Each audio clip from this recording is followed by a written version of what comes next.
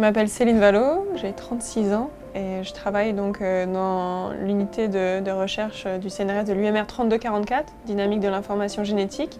Mais mon équipe appartient aussi au département de recherche translationnelle de l'Institut Curie pour vraiment faire une recherche qu'on appelle translationnelle, c'est-à-dire une recherche qui est vraiment main dans la main avec la recherche fondamentale et qui se tourne vers la recherche clinique.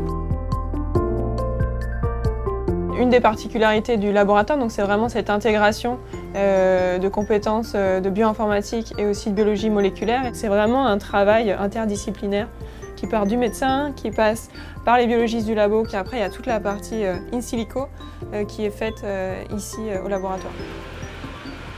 On s'intéresse aux mécanismes moléculaires qui vont être impliqués soit dans la progression tumorale des cancers du sein, soit dans la réponse et la résistance au traitement comme la chimiothérapie. Donc aujourd'hui, un enjeu clinique, c'est de comprendre ces phénomènes de résistance. Et les mécanismes moléculaires qu'on étudie en particulier, c'est les mécanismes dits épigénétiques. C'est l'ensemble des mécanismes qui vont participer à la régulation de la transcription des gènes sans en modifier la séquence. Et donc ça, c'est vraiment le fil rouge de toutes les études que j'ai pu faire auparavant. Et nous, on s'intéresse particulièrement en fait, aux modifications d'histones, modifications chimiques, qui sont apposées sur la chromatine et qui vont influencer grandement sur la transcription de ce gène. Et le défi qu'on a au laboratoire, c'est d'essayer d'aller regarder ces modifications in vivo, dans les tumeurs de patients ou des tumeurs murines, qui vont vraiment être un miroir très pertinent de ce qui se passe chez le patient. L'idée, ça va être vraiment de dissocier cette tumeur pour essayer de pouvoir en extraire les cellules qui sont à l'intérieur. Au bout de la journée, en fait, ce qu'on fait, c'est qu'on va aller séquencer l'ADN et séquencer l'ADN qui est accroché à la chromatine qui nous intéresse.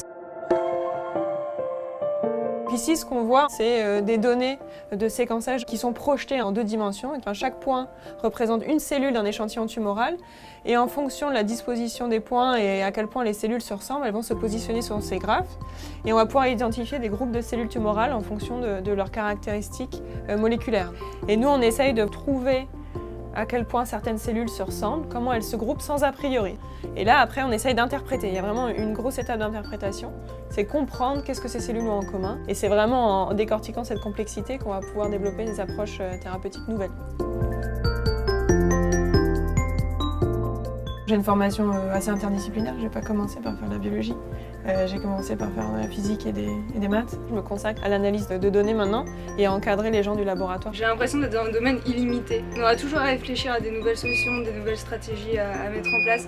Et ça, je trouve ça vraiment intéressant parce qu'on est continuellement dans un état d'esprit éveillé en quelque sorte. Mon équipe a surtout été soutenue de plusieurs manières.